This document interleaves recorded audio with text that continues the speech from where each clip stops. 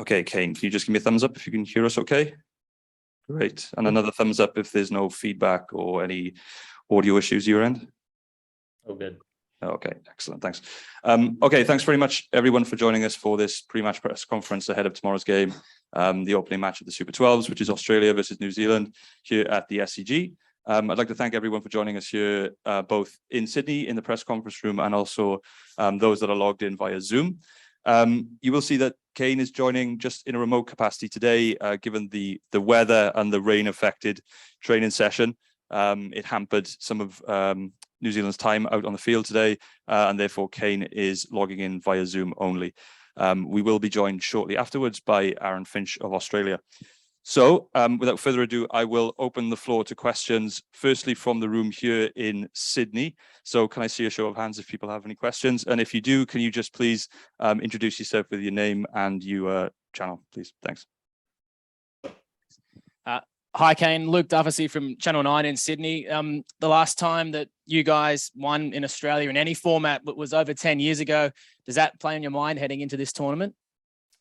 No, we haven't thought too much about that. Obviously, a lot of those clashes have been against Australia, a very strong side, and you come here to world events and you play a variety of opposition at all different grounds. So yeah, for us, it's just sticking to basics, the style of cricket that's important to us, and looking forward to the tournament ultimately.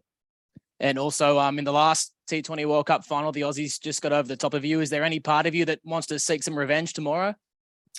Yeah, I mean, it was a great game, and obviously unfortunate for us not to be on the right side, but yeah, I mean, Australia are outstanding in that game. Tomorrow, yeah, I mean, it's first game of the tournament. Every team wants to start and get a little bit of momentum early, as is always important in these sorts of short events. So nice to play against Australia first up, and it should be a good game. Any other hands here? Hi, Kane. Pardon me. It's Andrew McGlashan from Quick Info. Can you just give us an update on the fitness of a few of the guys? Is everyone available apart from Daryl for tomorrow's game? Yes, yep. So Daryl's still unavailable. I am tracking nicely and very enthusiastic, and then everybody else is fit or fit enough. And just one on your general preparation. You had those tri-series matches back home. You've been hit a bit by the weather since you've got here in Australia. Do you feel ready to go for tomorrow's game? Yeah, preparation's always varied regardless of what happens, even if it's perfectly planned. And it was nice to get those games in back home, some really competitive cricket, and then nice to be over here in Australia and get into some preparation. There's a balance between doing more and trying to make sure guys are fresh, and I suppose you factor in some of the uncontrollables. We've had a bit of weather and all that, as we have today as well. So yeah, it's good. The guys are really looking forward and excited to the start of the comp. Great, we'll take another few questions here. Kane, Scott Bailey from AAP. Just on the weather, does the possibility of rain tomorrow night, a shortened match, is it actually change any plans as far as your 11 goes? And if so, I guess, what is your 11 to start off with if you've got it? And secondly, does it change your plans at all? Yeah, for those reasons, and we haven't seen the pitch either. It was covered all this morning. So yeah, we won't confirm an 11 just yet, because yeah, if it's shortened, then it will be likely to change. So we just have to wait and see tomorrow, much closer to the match, and have a look at the pitch. And if I can just go back to that record against Australia in Australia, is there something you can put that down to? I know you say that obviously it's a strong side, it's home conditions, but yeah, is there anything in particular you can put it down to? And secondly, does it become a bit of a mental hurdle in any way?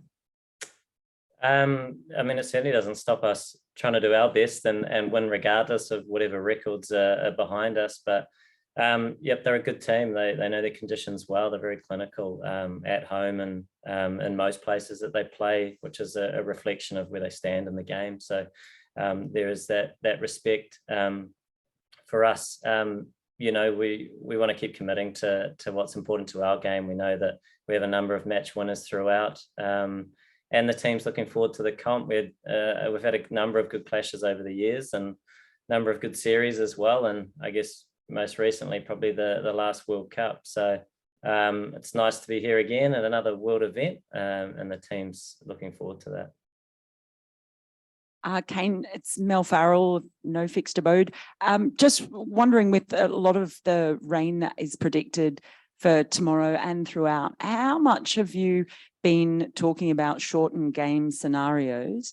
And does that come into your planning, and how has it come into your planning?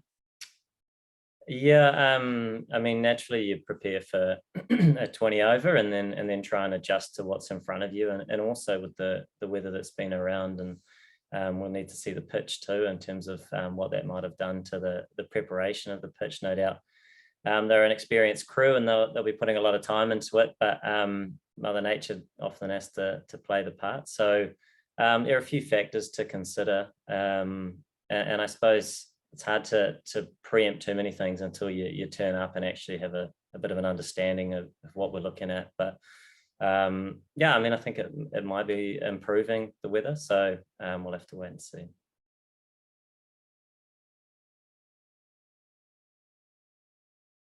Kane, this is Bharat Sundaresan from Crick Buzz. Just seeing the first round of games in Hobart and Geelong, and just considering the boundary sizes in Australia and the fact that we're in the early season, do you see defending totals becoming a thing or a bigger thing this time around than in, say, the previous T20 World Cup that you've been a part of? Yeah, there's a few things to look at there, and I suppose even matchups with teams against other teams as well, which will come into the decision. So yeah, I think we saw in the last one that chasing was a big part of that, and there was dew and all these other bits and pieces that came into day games, night games. You know, these sorts of world events, there's certainly nothing exact or concrete that you go in to a tournament with, but you do have to adjust to what's in front of you, and that's, you know, as a player, to the conditions and to the opposition and all the other bits and pieces that you have to factor in. So yeah, I don't think there'll be a hard rule with it. It'll be just playing what's in front of you and making those adjustments quickly. And just in those games and just some of the warm-up games, you've seen fast bowlers with the new ball hit test match lengths, which often we don't see in T20 cricket elsewhere. Does that bring the likes of you and Steve Smith and Virat Kohli and those kinds of batters into play a lot more, where you will have a certain role to play in these conditions? Yeah, I mean, if it's swinging and seaming, then naturally that's a bit of a something for the bowlers to exploit a little bit more, and we might see that early stages in the Aussie summer. So we saw it in those warm-up, the qualifying matches, and our warm-up games as well. There were some fresh surfaces. So yeah, we'll have to see. I think regardless of the style of player that you are, you're looking to play a role for the team and do your bit. But yeah, I mean, we'll just have to see, really. I don't really know. We haven't seen the pitch yet, so it's hard to tell. Kane, Louis Cameron from cricket.com.au here. Trent Boult has a pretty good record against Aaron Finch in big games, big ICC games. Finch has also struggled a little bit against left armers. Is that a particular matchup that you're eyeing off tomorrow? Well, I mean, he'll be bowling with the new bull, Trent, and I suppose Finch will be opening. So I guess there's a likelihood that they'll come across each other. But yeah, I mean, same thing for us. It's looking to do our homework as best we can, and but ultimately just commit to our plans that we want to do as a team, and go out and play with that freedom, which you come to these sorts of events, and there are match winners throughout, and Finch is absolutely one of those, and so is Trent, and there'll be a number of great contests throughout this tournament. So anybody can beat anybody, and it certainly makes way for a pretty exciting event.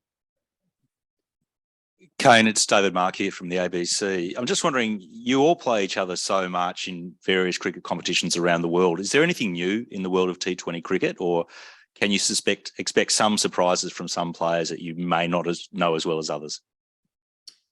I think what we have seen with the T20 game is that it's evolved cricket in the other formats, and it's certainly challenged players to improve and explore different options to try and get better and be effective in this format of the game. So we'll have to see, but it's come a long way since the T20 format started and where it is today. And you almost start off with extremes and everybody's in a rush, and then it sort of settles a little bit, and then you start seeing some pretty inventive cricket, whether it's batsmen switch hitting or it's bowlers looking to come up with some funky plans. So it's been a pretty incredible journey, this T20 format, where players are always having to evolve to the challenges that they're facing.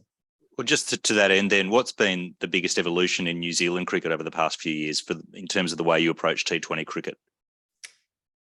I suppose as a team, it's been a constant effort to grow, get better. As a culture in our side, that's been a big change, I think, over a long period of time. That's not specific to T20, but it filters through, and you get guys coming in and really trying to do their bit for the side and put themselves, express themselves, and play with that freedom, which I think a reasonable culture can assist with. Then you see some pretty good stuff, and I guess for us it's continuing to try and encourage that, and anybody that comes into the team. And I guess it's hard to sort of say 1 or 2 points, because over a long period of time the team changes and support stuff changes, so it's always really addressing what's kind of in front of you and trying to make sure you're gradually improving as a team and make sure you're never sort of sitting still. Okay, I think we've got time for just 2 more questions from in the room here. G'day, Kane. Jeff Smith from Fox Sports News. Mate, you've been playing these sort of tournaments for a long time now. Just wondering how your preparation's changed over the years. Do you hit more balls or less balls in the nets as to what you did when you first started, or just how you sort of prepare for a big event like this now? That always varies really in terms of the time you might have had and the certain conditions that you're in, and wanting to make sure you're making those adjustments as quickly as possible. And for me, I do like to train and like to try and improve and involve my game, and that's something that's sort of within me a little bit, and it drives a few people up the wall, but it's something I enjoy. So you try and call upon your experience a little bit, as with other members in the team. I mean, Martin Guptill's played 7 of these, so he's certainly been around a long time, and so it does just change a little bit, touch on some of the areas that are important to your game, and then look to go out and play with some freedom. Kane, Ben Horn from News Corp. We saw in the nets today that you had Steve O'Keefe there helping out a couple of guys in the nets. So I was just wondering, what the thinking was behind getting Steve in, and what he brings to the table. I think it was a mutual thing. I wasn't totally on top of it. Our coach, I think, knows Steve, and he was keen to come along, and we have a number of spinners in our group that we're keen to have a bit of a chat, and knows these conditions as well as anybody. So I think it was nice for them to have a few conversations with a very experienced spinner in this format. So a nice opportunity for them. Thank you. Great. I think that's all from the questions here at the SCG. Willie, will just hand over to you so you can manage any questions that may have come in from Zoom. Thanks. Thanks, Callum. I can't actually see any on the chat unless there's a different. Okay. If you're happy, I can run through some of these and pick them out. Yeah, if there's any questions, up to you. Great, no problem. Let's run with a few on Zoom then, please. So let's go to Umesh, Crick Tracker, please. If you can please unmute yourself, and then once you've asked your question, just mute yourself again, please. Ken, I just have one question. That you had a last game against Pakistan in the T20 Tri series, and unfortunately you ended up on the wrong side of the match. And speaking of Australia, then they also lost in the home conditions against England. So how are you looking ahead at the things would there be any a moral advantage for New Zealand looking at the Australia's recently lost at their home? Or how are you looking at the things in a different perspective and different conditions because they are coming on a away assignment and you recently lost a series at the home soil? Thank you.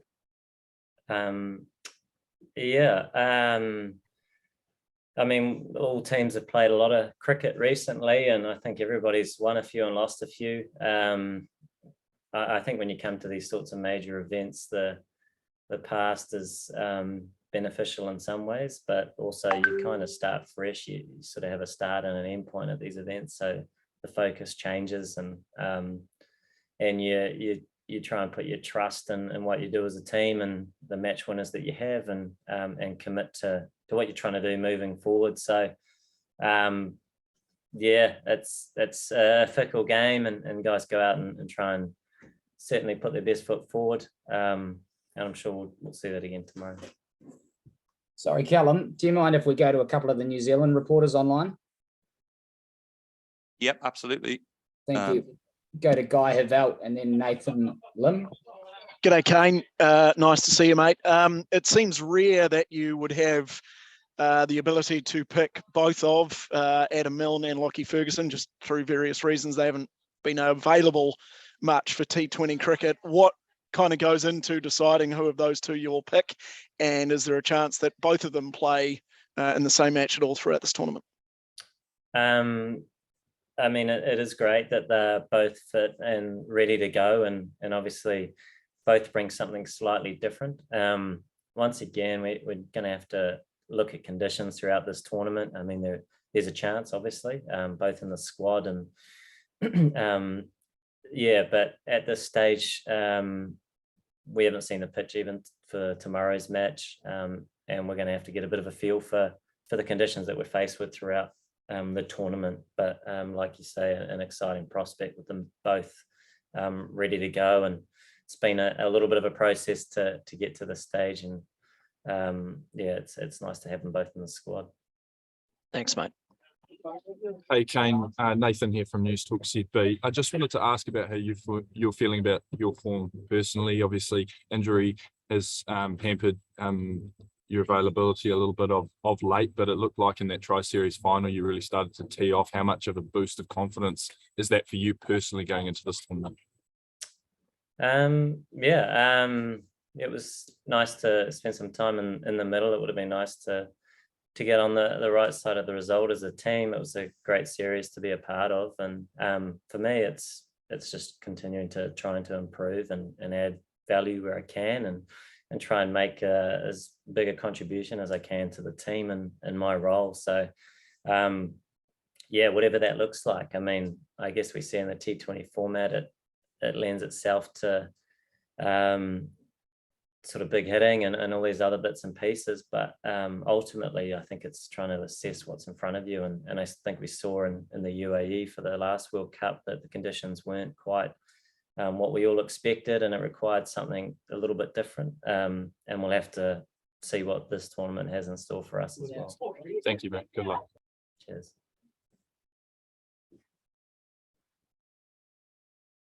That's all from New Zealand, I think, Callum. Great. Thanks very much, Willie. I think that wraps us up for time. Thank you very much, everyone, for joining here in the SCG and also on Zoom. And we will shortly be joined by Aaron Finch. Thanks very much, Kane.